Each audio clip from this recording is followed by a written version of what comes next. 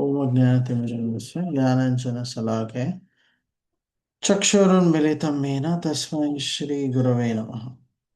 నమామి విష్ణుపదాయ కృష్ణప్రేష్ఠాయ భూతలే శ్రీమతే భక్తివేదాంత స్వామినితి నామ్నే.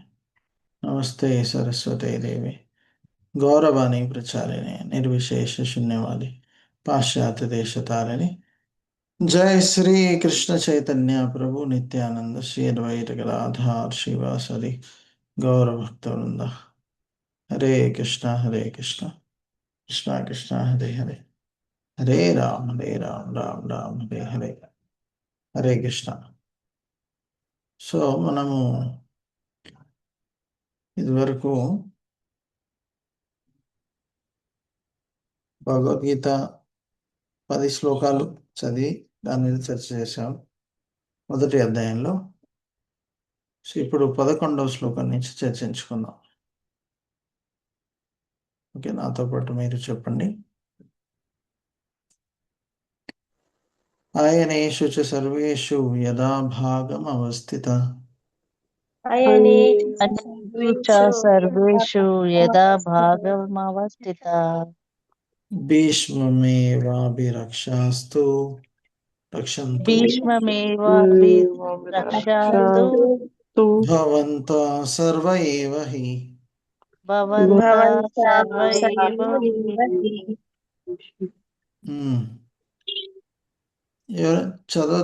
ఎవరైనా చదవదలుచుకుంటే చేతులు లేపవచ్చు. ఎవరికైతే చదవాలని రాజేశ్వరి గారు చదవండి. గురువారు సేనావ్యూహ ద్వారమునందలి మీ ముఖ్య స్థానంలో నిలిచి ఉండి మీరు మీ పితామహుడైన భీష్మదేవునకు సంపూర్ణ రక్షణమును కూర్చవలసి ఉన్నది. భాష్యము. భీష్ముని నైపుణ్యంని శ్లాఘించిన పిదప దుర్యోధనుడు ఇతరులు తాము తక్కువ ప్రాముఖ్యం కలిగిన వారిగాను తలతూరేమునేమో భావించెను. తత్కరణముగా తన సహజ రాజనీతి ధోరణిలో అతడు పైవాక్యముల ద్వారా పరిస్థితిని చక్కబరిచి యత్నించెను. భీష్మదేవుడు నిస్సందేహముగా గొప్ప వీరుడే అయినను వృద్ధుడైనందున ప్రతి ఒక్కరూ అన్ని వైపుల నుండి అతని రక్షణమును గూర్చి ప్రత్యేకముగా ఆలోచించవలెను. అతడు వక్కనించెను. అతడు యుద్ధమునందు నియుక్తుడైనప్పుడు ఒకే ప్రశ్న అతని పూర్తి సంలగ్నతను శత్రువులు అనువుగా తీసుకొనగలరు కనుక ఇతర ఈ వీరులందరూ తమ ముఖ్య స్థానములను వీడుకుండుట మరియు సేనా వ్యూహములను శత్రు భేదించుటకు అవకాశం ఇయ్యకపోవుట అతి ముఖ్యమైనవి ఉన్నవి. కౌరవుల విజయము భీష్ముని సన్నిధి పైననే ఆధారపడి ఉన్నది అన్నదని దుర్యోధనుడు స్పష్టముగా తలిచెను. యుద్ధమునందు భీష్ముడు ద్రోణాచార్యుని సంపూర్ణ సహకారం పట్ల అతడు పూర్ణ విశ్వాసమును కలిగి ఉండెను. సభలో సేనానాయకుల సమక్షమున నగ్నముగా నిలుపుటకు బలవంతం చేసేడి సమయమున అర్జునుని భార్య అయిన ద్రౌపది నిస్సహాయ స్థితిలో వారిని న్యాయం కొరకు అర్థించినప్పుడు వారు ఒక్క మాటనైనను పలకలేదని అతడెరుగుటయే అందులకు కారణం. ఆ ఇరువురు సేనానుల పాండవుల ఎడ అతడు ఎరుగుటయే అందులకు కారణం. ఆ ఇరువురు సేవను పాండవుల ఎడ ఏదియో మమకారమునుగా కలిగి ఉన్నారని తెలిసినప్పటికీ పాచికల సమయమున గావించినట్లు వారిప్పుడు ఆ మమకారమును పూర్ణముగా త్యజింతురని అతడు ఆశించెను. ధన్యవాదాలు. హరే కృష్ణ. ధన్యవాదాలు. సో దుర్యోధనుడు తన వైపున్న సైన్యము గురించి చెప్పడం జరిగింది. తన వైపు ఎలా సైన్యము శక్తివంతంగా ఉన్నదని. అయితే ఒక ముఖ్యమైన విషయం ఏంటంటే భీష్ముడు ఎంత బలశాలి అంటే తనే స్వయంగా అందరినీ నాశనం చేయవచ్చు తలుచుకుంటే. ఓకే. సో భీష్ముడు పూర్తి శక్తితో యుద్ధం చేస్తే వారు నాశనం అవ్వాల్సిందే. సో అందుకే భీష్ముని కొనియాడుతున్నాడు, మరియు పక్షపాతం చూపించవద్దు అని చెప్తున్నారు. అలానే మిగతా వారు భీష్ముని కొనియాడుతున్నారు కాబట్టి తక్కువ చేయకూడదని వారిని కూడా మీ స్థానాల్లో ఉండి భీష్ముడికి రక్షణ ఇవ్వాలని చెప్తున్నారు. సో ఇంకొక విషయం ఏంటంటే, భీష్ముడు ద్రోణుడు ఈ పాండవులు ముఖ్యంగా ద్రౌపది వస్త్రహరణంలో వారు ఏ రకమైన సహాయం చేయకపోవడం చూసి దుర్యోధనుడు ఏమనుకుంటున్నాడు, అప్పుడు వారు సహాయం చేయలేదు కాబట్టి వారు నా వైపే ఉన్నారు, కాబట్టి యుద్ధంలో నా కోసమే యుద్ధం చేస్తారని అనుకుంటున్నాడు. యాక్చువల్లీ భీష్ముడు గొప్ప భక్తుడు, కృష్ణుడి భక్తుడు.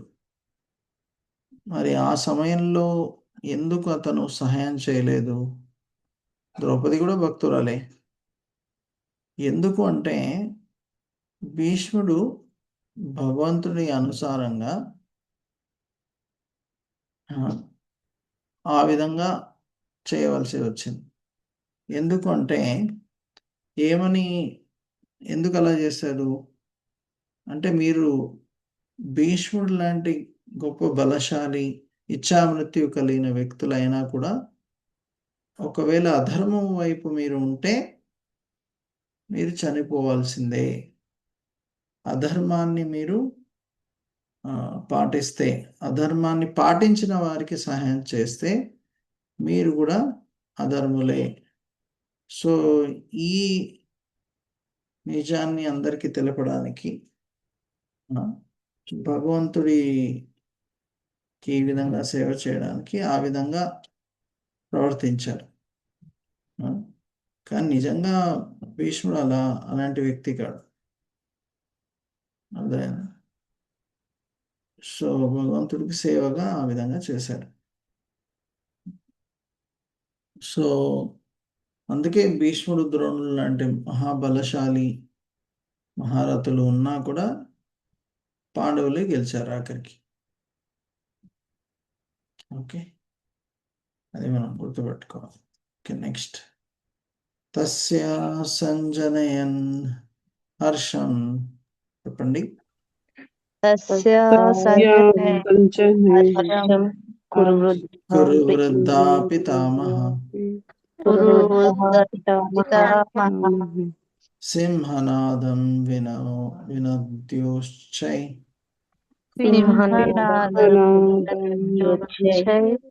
శంఖం దద్మో ప్రతాపవాన్.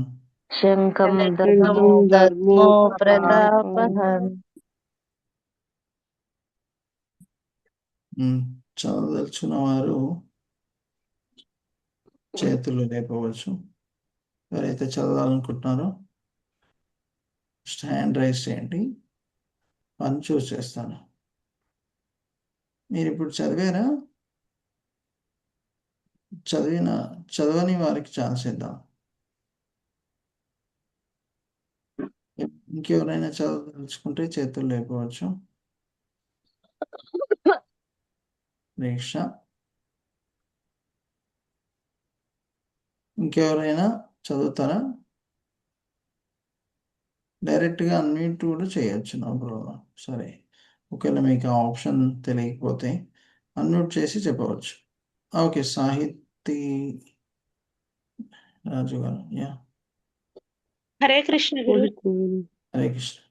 అనువాదం. అప్పుడు కృపవృద్ధుడు యోధులు పితామహుడు అగు భీష్ముడు దుర్యోధననుకు ఆనందము గూర్చెను. సింహగర్జన వంటి ధ్వని కలిగినట్లుగా తన శంఖమును బిగ్గరగా పూరించెను.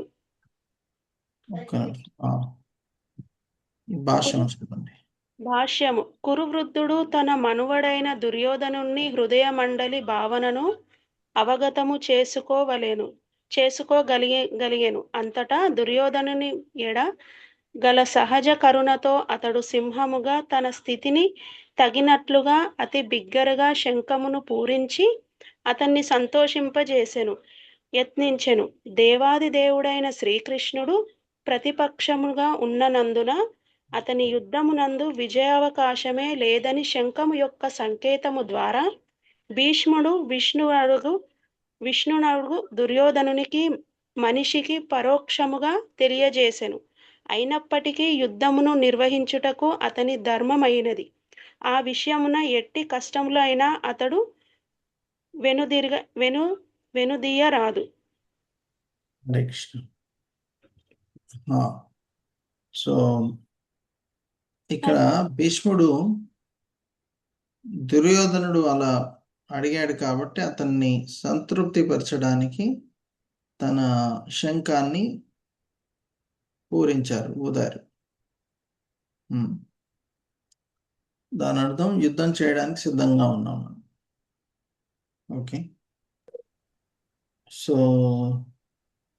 కృష్ణుడు వారి వైపు ఉన్నాడు కాబట్టి ఇటువైపు ఎంత శక్తి లేకున్నా కూడా గెలగలుగుతారు. పాండవుల తరపున తక్కువ సైన్యము ఉన్నా కూడా ఆఖరికి వాళ్ళే గెలిచారు. జయస్తు పాండవపుత్రాణం ఏషం పక్షే జనార్దన్. Okay okay, next. తథా శంకశ్చ భైర్యశ్చ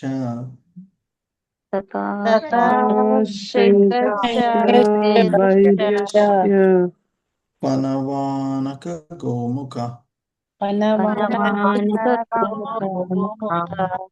సహసైవాభ్యహన్యంత్యా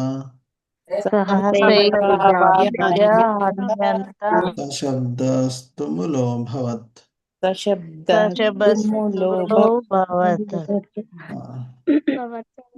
ఎవరొకరు దయచేసి చదవండి. హరే కృష్ణ ప్రభుజీ, నేను చదవచ్చా?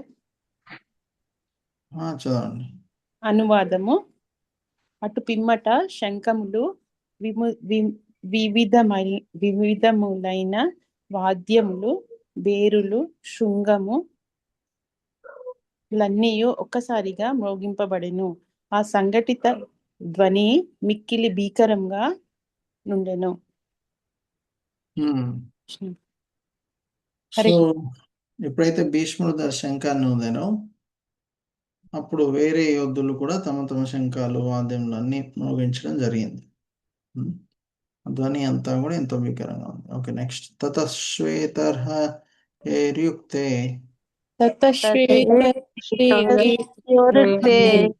మహతి స్యాంతనే స్థితో మాధవ పాండవశ్చైవ దివ్యో శంఖో ప్రదద్మతు.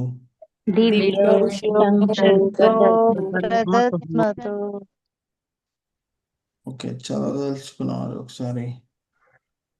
హరే కృష్ణ ప్రభుజీ, చెప్పండి. మీరు ఇప్పుడు చదివారు కదా, ఇంకెవరు ఛాన్స్ ఇద్దాం. ఓకే ప్రభుజీ, ఇంకెవరైనా చదువుతారా? హరే కృష్ణ ప్రభుజీ, నేను చదవచ్చు. చదవండి.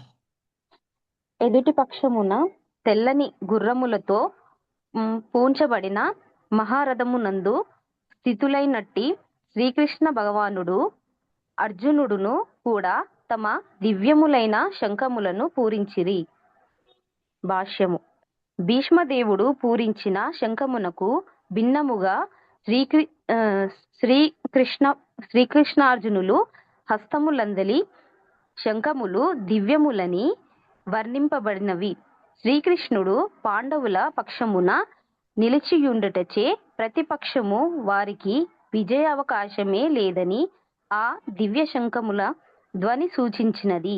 జయస్తు పాండుపుత్రాణం ఏషం పక్షే జనార్దన. శ్రీకృష్ణ భగవానుడు పాండవ పక్షమునందుట చేత ఎప్పుడును విజయము పాండుపుత్రులకే లభించును. శ్రీకృష్ణ భగవానుడు ఎప్పుడు ఎక్కడ నిలిచియుండునో అక్కడ లక్ష్మీదేవి కూడా నిలిచియుండును. ఎందుకనగా లక్ష్మీదేవి తన భర్తను వీడి ఎన్నడూను ఒంటరిగా నివసింపదు. అనగా విష్ణువు లేదా శ్రీకృష్ణ భగవానుని శంఖము నుండి ఉద్భవించిన దివ్యధ్వని సూచించినట్లుగా విజయము మరియు సంపదలను అర్జునుని కొరకు వేచియున్నవి. అంతేకాకుండా మిత్రులిరువురును ఆసీనులైనట్టి రథము అగ్నిదేవునిచే అర్జునునకు అందింపబడినది. దానిని ముల్లోకములలో ఎక్కడునో తీసుకెళ్ళినను అది అన్ని దిక్కులను జయించుటకు సామర్థ్యమును కలిగి ఉన్నదను విషయమును సూచించెను. హరే కృష్ణ. హరే సో ఇక్కడ కృష్ణార్జునులు తెల్లని గుర్రాలతో రథాన్ని నడుపుతున్నారు. సో అందరూ తమ తమ శంఖాన్ని పూరించాక వీరు కూడా తమ శంఖాన్ని పూరించడం జరిగింది. కానీ వారి శంఖాలు ఏంటి? దివ్యమైనవి. వేరే వారి శంఖాలు దివ్యము అని చెప్పలేదు. ఎందుకు? కృష్ణుడు ఉన్నాడు కాబట్టి వారి శంఖములు దివ్యంగా మారిపోయాయి. ఓకే, సో ఇక్కడ చెప్తున్నారు జయస్తు పాండుపుత్రానాం ఏషం పక్ష. పాండుపుత్రులు చేసిన గొప్ప పని ఏంటి అంటే కృష్ణుని ఎంచుకోవడం. ఎందుకు కృష్ణుడు? మనకు తెలుసు ఎలా యుద్ధం ముందు అర్జునుడు మరియు దుర్యోధనుడు ఇద్దరు వెళ్తారు ద్వారకి కృష్ణుడి సహాయం కోరుకుంటూ. సో కృష్ణుడు మొదట అర్జునుడిని చూసి అతనికి అవకాశం ఇస్తా అన్నాడు. 2 ఆప్షన్స్ ఇచ్చాడు.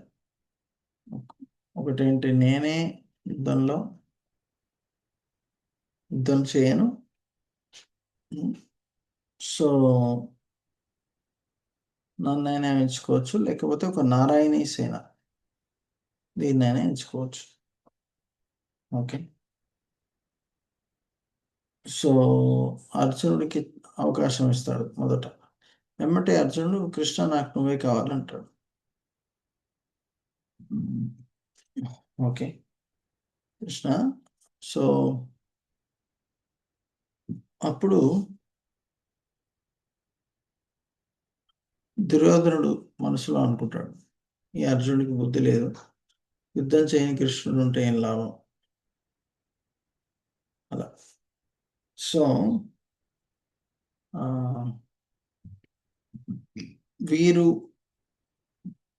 వీరి యొక్క సైన్యం, పాండవులకి సైన్యం తక్కువే, శక్తి యుక్తి అన్ని తక్కువే, అయినా కూడా వారి విజయాన్ని పొందారు. ఎలా? ఇలా కృష్ణుణ్ణి వారు స్వీకరించినందుకు. సో మనకి ఎన్ని సున్నాలున్నా ఏమీ ఉపయోగం ఉండదు, కానీ దాని ముందు ఒకటి పెడితే అది ఉపయోగం. రైట్, ఆ ఒకటి కృష్ణుడు. మనకి ఎన్ని కళలు ఉన్నాయి, ఎన్ని ఉన్నా కూడా ధనము అంతా కృష్ణుడిని స్వీకరించకపోతే అంత వృధా. రైట్, సో వారికే విజయం ఎందుకు ప్రాప్తి పొందుతుంది ఇక్కడ చక్కగా వర్ణించారు. కృష్ణుడు ఉన్న చోట లక్ష్మీదేవి కూడా ఉంటుంది. కరెక్ట్. సో ఎక్కడ లక్ష్మి ఉంటుందో అక్కడ విజయము, సంతోషము అంతా ఉంటుంది అలా. ఓకే, సో అంటే మనం కూడా మన జీవితంలో భగవంతుల్ని ఎంచుకోవాలి. కానీ మనం ఏంటి, అప్పుడప్పుడు మనము మర్చిపోతుంటాం. భగవంతుని వదిలేసి భగవంతుడి యొక్క శక్తుల్ని మనం ఎంచుకుంటాం. సో అదే ప్రాబ్లం. మనం భగవంతుడి యొక్క శక్తుల్ని కాకుండా భగవంతుని స్వీకరించాలి. అర్జునుడిలాగా దుర్యోధనుడు లేదు, నాకు భగవంతుడి శక్తులు కావాలన్నాడు. అదే ప్రాబ్లం ఇక్కడ. Okay, next. పాంచజన్యం హృషికేశో, చెప్పండి. దేవదత్తం ధనంజయ దేవదత్తం ధనంజయ పౌండ్రం దద్మో పౌండ్రం మహాశంకం భీమకర్మ వృకోదర. మహాశంకం హరే కృష్ణ. సరే, చదవని వారు ఎవరైనా హరే కృష్ణ చేతులు లేకపోవచ్చు. ఓకే, మీరు చదవలేరా? ఓకే, చదవండి. అనువాదము. శ్రీకృష్ణ భగవానుడు పాంచజన్యం అనేడి తన శంఖమును పూరించెను. అర్జునుడు దేవదత్తం అనేడి తన శంఖమును పూరించెను. భోజన ప్రియుడను ఘన కార్యములను చేయువాడను అయిన భీముడు పౌండ్రమను తన మహాశంఖమును పూరించెను. భాష్యము. సర్వేంద్రియములకు స్వామియగుట చేత శ్రీకృష్ణ భగవానుడు ఈ శ్లోకం నందు ఋషికేశుడని తెలుపబడెను. జీవులందరూ అతని అంశములగుటచే ఆ జీవుల ఇంద్రియాలన్నీ అతని ఇంద్రియముల అంశములే. నిరాకారవాదులు జీవుల ఇంద్రియములను గూర్చి వివరింపలేనందున వారి ఇంద్రియ రహితులు లేదా నిరాకారులుగా వర్ణింపగోరుదురు. భగవానుడు జీవుల హృదయమునందు నెలకొని వారి ఇంద్రియములను నిర్దేశించుచుండును. శుద్ధ భక్తుని విషయమున అతడు ఇంద్రియములను స్వయముగా నియంత్రించును. ఇక్కడ కురుక్షేత్ర సంగ్రామం నందు భగవానుడు అర్జుని ఆధ్యాత్మిక ఇంద్రియములను ప్రత్యక్షముగా నియంత్రించుట చే అతడు హృషికేశుడు అని ప్రత్యేకముగా పేర్కొనబడెను. భగవానుని వివిధ లీలలను అనుసరించి ఆయనకు వివిధ నామాలు ఏర్పడచుండెను. ఉదాహరణకు మధు అని రాక్షసుని సంహరించుటచే అతనికి మధుసూదనుడనే నామం కలిగెను. అతడు గోవులకు మరియు ఇంద్రియములకు ఆనందం కలిగించుటచే గోవిందుడు అని నామము కలిగెను. వసుదేవుని పుత్రునిగా జన్మించుట చేత వాసుదేవుడు అను నామము కలిగెను. దేవకీ దేవిని తల్లిగా అంగీకరించుట చేత దేవకీ నందన అను నామము కలిగెను. బృందావనమున యశోదమ్మకు బాల్యలీలను దర్శించు అవకాశము కలిగించుట చేత యశోదానందన అను నామము కలిగెను. మిత్రుడైన అర్జునుకు రథసారథిగా నుండుట చేత పార్థసారథి అని నామము కలిగెను. అట్లే కురుక్షేత్ర రణరంగమున అతడు అర్జునకు నిర్దేశము కావించుట చేత హృషికేశుడు అనే నామము కలిగెను. ధర్మరాజు చేయు వివిధ యజ్ఞముల నిర్వహణకు కావలసిన సంపదను సంపాదించుటలో అగ్రజునిగా తోడ్పడుటచే అర్జునుడు ఈ శ్లోకమున ధనుంజయుడని పేర్కొనబడెను. అట్లే భీముడు వృకోదరునిగా తెలుపబడెను. ఎందుకనగా అతడు విపరీతముగా తినుటయే కాకుండా దానికి తగినట్లు హిడింబాసురుని వధించుట వంటి ఘనకార్యములను చేసెను. ఈ విధముగా పాండుపక్షమునందలి శ్రీకృష్ణ భగవానుడు మొదలుకొని వివిధ మహాయోధులచే పూరింపబడిన వారి ప్రత్యేక శంఖములు యోధులకు ఉత్సాహమును కలిగించెను.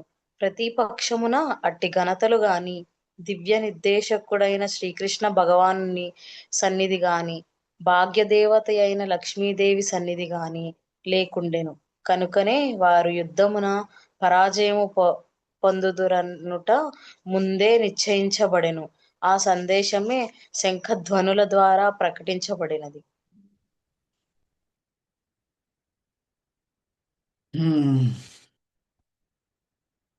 సో ఇక్కడ ఏం చెప్తున్నారు? కృష్ణుడు పంచజన్యము, అర్జునుడు దేవదత్త, భీముడు పౌండ్రం అనే శంఖాన్ని పూరించారు. సో ఇందులో కృష్ణుడిని హృషికేశ అని చెప్తున్నారు. హృషికేశ అంటే ఏంటి? ఎవరైతే మన మనసు ఇంద్రియాలని నియంత్రిస్తారో, ఎవరైతే దాన్ని తయారు చేశారో, సో ఏదైనా వస్తువు ఎవరైతే తయారు చేస్తారో వారిని నియంత్రణ చేయడం చాలా సునాయాసం. భగవంతుడు ఈ మనసు ఇంద్రియాలని తయారు చేశారు కాబట్టి అతనికి ఈ మనసు ఇంద్రియాలని నియంత్రించడం చాలా సులువు. మనం ప్రార్థన చేయాలి, ఓ హృషికేశ దయచేసి మనసుని ఇంద్రియాన్ని ఏం చేయాలి? నియంత్రణ చేయండి అని ప్రార్థించాలి, వేడుకోవాలి. సో అలానే కృష్ణుడు ప్రత్యేకంగా తన యొక్క ఇంద్రియాన్ని నియంత్రణలో పెడుతున్నాను చెప్తున్నాను. సో భగవంతుడికి వివిధ నామాలు, ఏంటి ఆ నామాలు ఇక్కడ చెప్తున్నారు.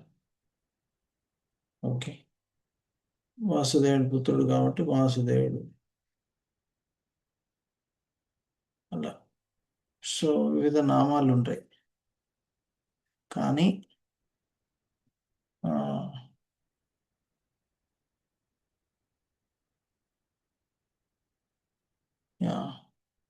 ఏ అపేక్ష లేకుండా సేవ చేయడం చాలా గమనాలు.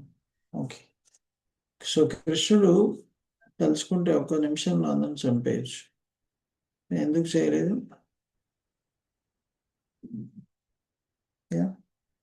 ఎందుకు చేయలేదు?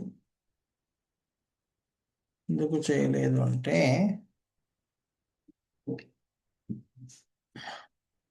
పాండవులకి పేరు ప్రఖ్యాతులు రావాలి అని, అందుకే చేయలేదు. ఓకే, సో మన భగవంతుణ్ణి స్వీకరిస్తే నాకు కావాల్సిన అన్ని ఏర్పాట్లు చేస్తారు, అది మనం గ్రహించాలి. సో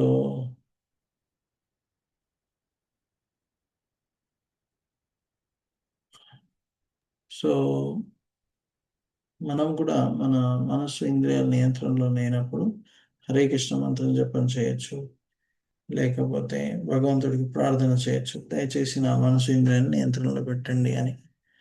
సో కృష్ణుడు మనం స్వీకరిస్తే లక్ష్మీదేవి అన్నీ కూడా స్వీకరించినట్టే.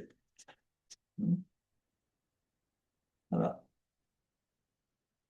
హరే కృష్ణ కృష్ణ కృష్ణ హరే హరే, హరే రామ్ రామ్ రామ్ హరే హరే. ఎవరికేమైనా ప్రశ్నలు ఉన్నాయా? ఈరోజు మనం చర్చించుకున్న విషయం మీద. సో ముఖ్యంగా మనము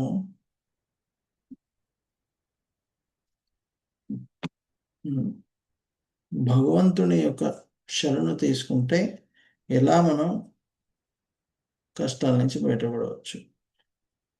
భగవంతుని యొక్క శరణు తీసుకోకపోతే మరి కష్టం. ఓకే, హరే కృష్ణ. సో ఇప్పుడు ఒక కొద్ది నిమిషాలు జపం చేసి మనం క్లాసుని ముగిద్దాం.